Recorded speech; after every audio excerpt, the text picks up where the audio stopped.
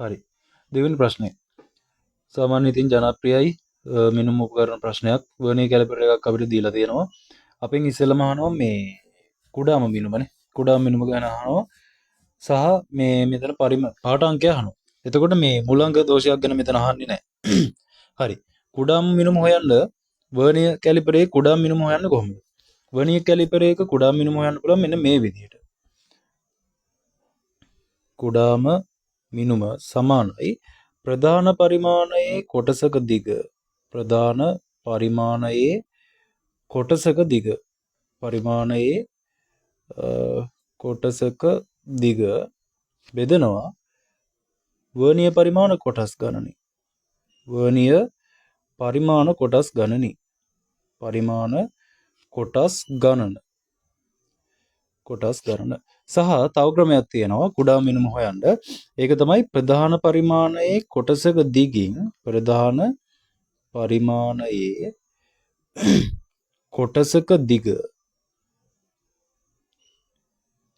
ඕකෙන් අඩු කරනවා වර්නියර් පරිමාණයේ කොටසක දිග. වර්නියර් පරිමාණයේ කොටසක දිග. හරි. ඔය ක්‍රම දෙකම සමානයි. මොකද මෙතන වර්නියර් පරිමාණයේ කොටසක දිග හොයද්දී අපිට ඔය උඩ එන සම්බන්ධෙම එනවා.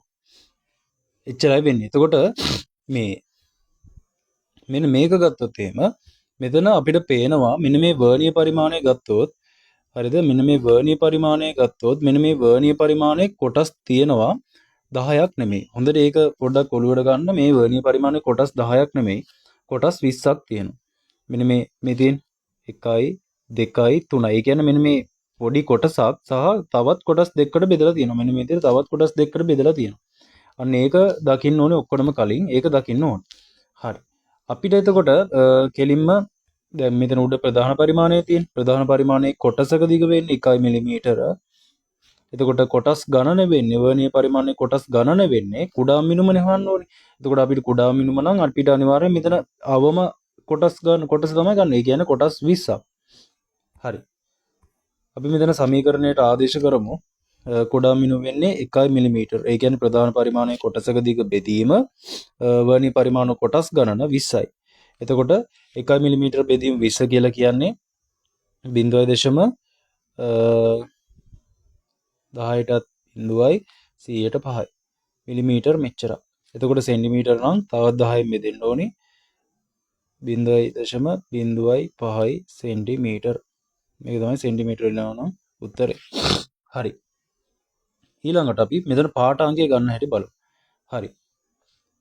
මෙතන පාඨාංකය කියවගද්දී අපි කරන්න ඕනි වර්නියර් පරිමාණයේ බිඳුව තියෙනවනේ. අන්න ඒක අඳුර ගන්න ඔක්කොම කලින් වර්නියර් පරිමාණයේ බිඳුව කොහෙද තියෙන්නේ කියලා. වර්නියර් පරිමාණයේ බිඳුව තියෙන්නේ මෙන්න මෙතන. වර්නියර් පරිමාණයේ බිඳුව අවසාන වශයෙන් පහු කරලා තියෙන ප්‍රධාන පරිමාණයේ පාඨාංකය කියව ගන්න. මම කිව්වේ වර්නියර් පරිමාණයේ බිඳුව අවසාන වශයෙන් පහු කරලා තියෙන ප්‍රධාන පරිමාණයේ කොටස් මේ අගය කියව ගන්න. මිනුම. ඒ කියන්නේ වර්නියර් පරිමාණයේ බිඳුව අවසාන වශයෙන් පහු කරලා තියෙන මෙන්න මෙතන නේද? වර්නියර් පරිමාණයේ බිඳුව සලකුණ හොඳේ. මෙතන තමයි පහු කරලා තියෙන්නේ. ඒ කියන්නේ මෙතන 1 සෙන්ටිමීටර. මෙතන 1 සෙන්ටිමීටර. මෙතන 1.2 සෙන්ටිමීටර. නැත්තම් 12 මිලිමීටර. හරි.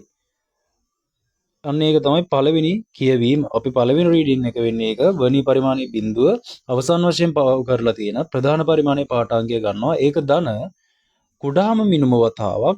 කුඩාම මිනුම කීයද? 0. අපි සෙන්ටිමීටර මෙතන සෙන්ටිමීටරනේ. අපි මිලිමීටර වලින් යමු. මිලිමීටර වලින් ගියොත් 12 මිලිමීටර ධන 0.005යි. අපි පොඩ්ඩක් බලමු. 0.05 මිලිමීටර නම් 0.05 මිලිමීටර නම් 0.05 මිලිමීටර 0.5 මිලිමීටර අපි මේක ගුණ කරනවා සමපාත වෙලා තියෙන රේඛාවෙන්. සමපාත වෙලා තියෙන රේඛාව කියන්නේ ප්‍රධාන පරිමාණයේ කොටස සමපාත වෙලා තියෙන වර්නියර් පරිමාණයේ කොටස. එතකොට මෙතන අපි ගත්තොත් එහෙම රූපේ නම් පොඩ්ඩක් අපැහැදිලි වගේ.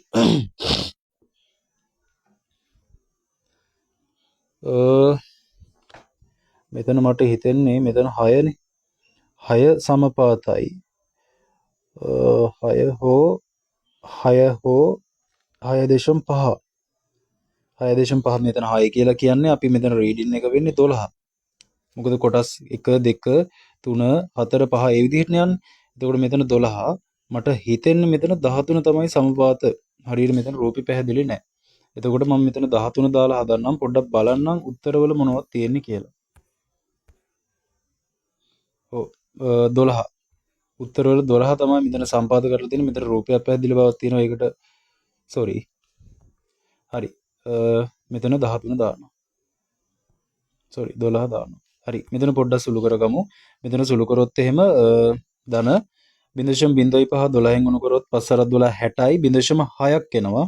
ඒ කියන්නේ 12 ධන 0.6ක් එනවා. එතකොට 12.6යි බිඳුවයි මිලිමීටර. මේක තමයි අපේ රීඩින් එක වෙන්න ඕනේ. අපි උත්තර බලමු. හරි. 12.6යි සෙන්ටිමීටර්ස් වලින් උත්තරේ තියලා තියෙන්නේ. එතකොට උත්තරය වෙන්නේ 4 වෙනි උත්තරේ. සෙන්ටිමීටර වලින් උත්තරේ තියලා තියෙන්නේ. උත්තරය වෙන්නේ 4 වෙනි උත්තරය. හරි.